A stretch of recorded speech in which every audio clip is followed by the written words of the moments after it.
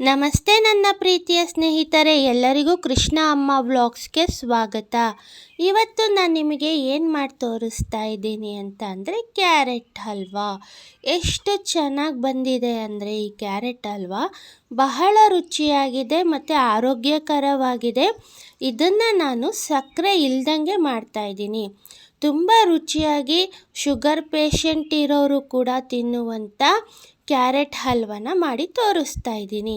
ಇದನ್ನು ಹೇಗೆ ಮಾಡೋದು ಅಂತ ನೋಡ್ಕೊಂಡು ಬರೋಣ. ನೋಡಿ, ಈ ಥರ ಈ ಉದ್ದ ಕ್ಯಾರೆಟ್, ಕೆಂಪು ಕಲರ್ ಕ್ಯಾರೆಟ್ನ ತಗೊಂಡು ಅದನ್ನು ಕಟ್ ಮಾಡಿಕೊಂಡು ಅದರದ್ದು ಸಿಪ್ಪೆಯನ್ನು ತೆಗೆದುಕೋಬೇಕು. ಈ ರೀತಿ ಸಿಪ್ಪೆಯನ್ನು ತೆಗೆದು ಎಲ್ಲ ಕ್ಯಾರೆಟಿನ ಸಿಪ್ಪೆಯನ್ನು ತೆಗೆದುಕೊಳ್ಬೇಕು. ನೋಡಿ, ಈ ಥರ ಚೆನ್ನಾಗಿ ಈ ಥರ ಸಿಪ್ಪೆನ ತೆಗಿಬೇಕು ಮೊದಲು. ನೋಡಿ, ಈ ಥರ.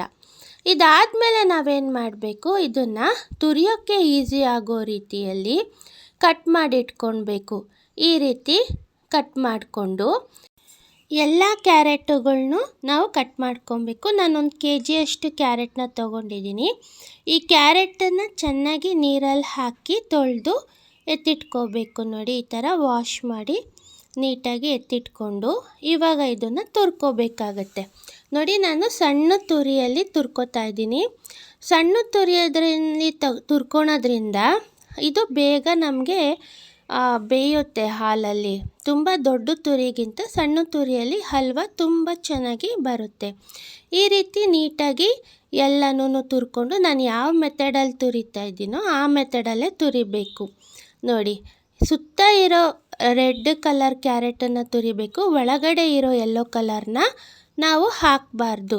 ಯಾಕೆ ಅಂತ ಅಂದರೆ ಅದರೊಳಗೆ ಸ್ವಲ್ಪ ಕಹಿ ಇರುತ್ತೆ ನೋಡಿ, ಅದಕ್ಕೋಸ್ಕರ. ಕ್ಯಾರೆಟ್ ಹಲ್ವಾ ಸ್ವಲ್ಪ ಸಿಹಿಯಾಗಿರಬೇಕಾಗಿರೋದ್ರಿಂದ ನಾವು ಯೆಲ್ಲೋ ಕಲರ್ನ ಹಾಕೋಬಾರ್ದು.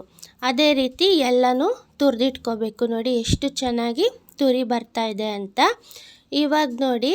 ಇವಾಗ ಇಷ್ಟು ನಮಗೆ ಕ್ಯಾರೆಟ್ ತುರಿ ಸಿಕ್ಕಿದೆ ಮತ್ತು ಅಷ್ಟು ಯೆಲ್ಲೋ ಕಲರ್ನ ನಾನು ತೆಗೆದು ಇಟ್ಟಿದ್ದೀನಿ. ಇವಾಗ ನನಗೆ 1 ಕಪ್ ಆಗಷ್ಟು ಕ್ಯಾರೆಟ್ ಸಿಕ್ಕಿದೆ, ಕ್ಯಾರೆಟ್ ತುರಿ.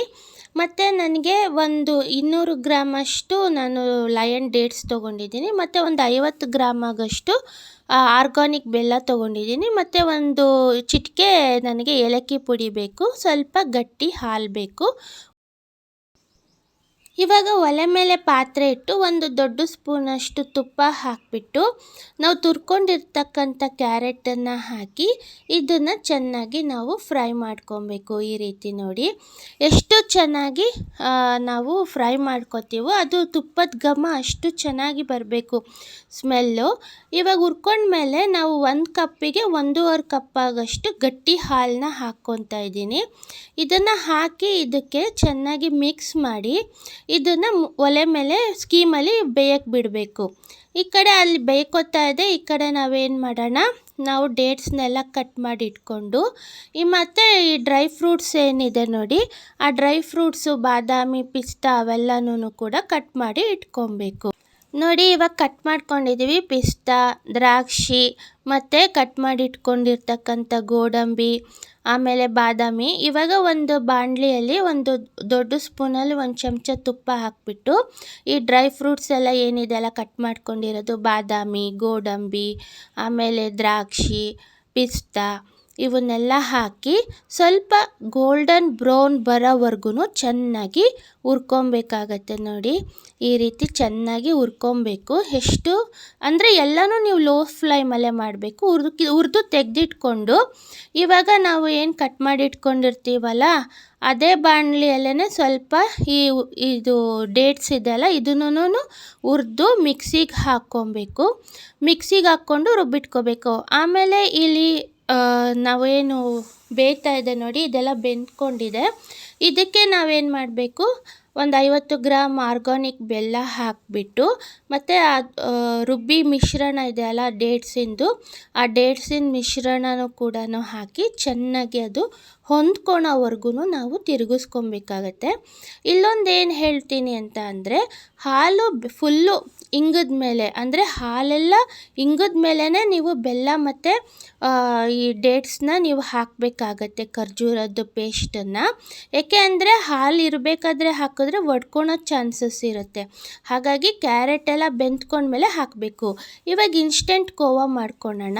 ಇನ್ಸ್ಟೆಂಟ್ ಕೋವಾ ಮಾಡೋದಕ್ಕೆ ಫಸ್ಟ್ ಒಂದು ಸ್ವಲ್ಪ ತುಪ್ಪ ಹಾಕಿ, 1 ಕಪ್ ಮಿಲ್ಕ್ ಪೌಡರ್ ಹಾಕಿ, 1/4 ಕಪ್ಪಷ್ಟು ಹಾಲು ಹಾಕಿ ಅದನ್ನು ಚೆನ್ನಾಗಿ ನಾವು ಲೋ ಫ್ಲೇಮಲ್ಲಿ ತಿರುಗಿಸ್ಕೊಂಡ್ರೆ ನಮಗೆ ಇನ್ಸ್ಟೆಂಟ್ ಕೋವಾ ರೆಡಿ ಆಗಿಬಿಡತ್ತೆ ನೋಡಿ. ಈ ರೀತಿ ಚೆನ್ನಾಗಿ ಅದನ್ನು ಮಿಕ್ಸ್ ಮಾಡ್ಕೊತಾ ಹೋದರೆ ನಮಗೆ ಕೋವಾ ರೆಡಿ ಆಗಿಬಿಡತ್ತೆ. ಇಲ್ಲಿ ಕೋವಾ ಹಾಕೋದ್ರಿಂದ ನಮಗೇನಾಗುತ್ತೆ, ಸ್ವಲ್ಪ ಬಾಯಿಗೆ ಒಳ್ಳೆ ರುಚಿ ಬರುತ್ತೆ. ಇಲ್ಲಿ ನೋಡಿ ಕೋವಾ ರೆಡಿ ಆಯಿತು.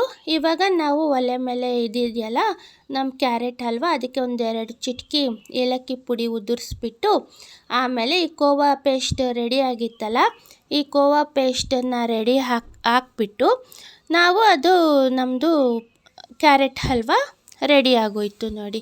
ಎಷ್ಟು ಚೆನ್ನಾಗಿ ಬಂದಿತ್ತು ಅಂದರೆ ಬಹಳ ರುಚಿಯಾಗಿ ಬಂದಿತ್ತು. ಇದನ್ನು ಕೂಡ ನಾವು ಚೆನ್ನಾಗಿ ಮಿಕ್ಸ್ ಮಾಡ್ಕೊಳ್ಬೇಕು. ಚೆನ್ನಾಗಿ ಅದು ಕರ್ಗೋವರೆಗೂ ಸ್ವಲ್ಪ ಮಿಕ್ಸ್ ಮಾಡಿಕೊಂಡು ಈ ಕರ್ದಿಟ್ಕೊಂಡಿರ್ತಕ್ಕಂಥ ಎಲ್ಲ ಡ್ರೈ ಫ್ರೂಟ್ಸ್ನ ಹಾಕಿ ತಿರುಗಿಸಿದ್ರೆ ನಮ್ಮದು ಕ್ಯಾರೆಟ್ ಹಲ್ವಾ ಪರ್ಫೆಕ್ಟಾಗಿ ರೆಡಿ ಆಯಿತು. ಎಷ್ಟು ಚೆನ್ನಾಗಿ ನಮಗೆ ಸುವಾಸನೆ ಬರ್ತಿತ್ತು ಅಂದರೆ ಭಾಳ ಚೆನ್ನಾಗಿ ಬರ್ತಿತ್ತು. ಇದ್ರ ಮೇಲೆ ಅಲಂಕಾರಕ್ಕೆ 1-2 ಬಾದಾಮಿ ಹಾಕಿ ಸರ್ವ್ ಮಾಡಿದ್ರೆ ಭಾಳ ರುಚಿಯಾಗಿ ಬಂದಿತ್ತು. ಒಳ್ಳೆ ತಿಮ್ಮಪ್ಪನ ಲಾಡು ನೆನಪಿಸ್ತಿತ್ತು, ಅಷ್ಟು ರುಚಿಯಾಗಿತ್ತು. ನನಗಂತೂ ಲಾಡು ತಿಂದಷ್ಟೇ ಖುಷಿ ಆಗ್ತಿತ್ತು, ಅಷ್ಟು ಚೆನ್ನಾಗಿ ನನಗೆ ಈ ಕ್ಯಾರೆಟ್ ಹಲ್ವಾ ಬಂದಿತ್ತು. ನೀವು ಮನೇಲಿ ಒಂದು ಸತಿ ಮಾಡ್ಕೊತೀನಿ. ನಮ್ಮ ಕೃಷ್ಣ ಅಮ್ಮ ವ್ಲಾಗ್ಸ್ಗೆ ಒಂದು ಲೈಕ್ ಮಾಡಿ, ಶೇರ್ ಮಾಡಿ, ಕಮೆಂಟ್ ಮಾಡಿ. ಧನ್ಯವಾದಗಳು.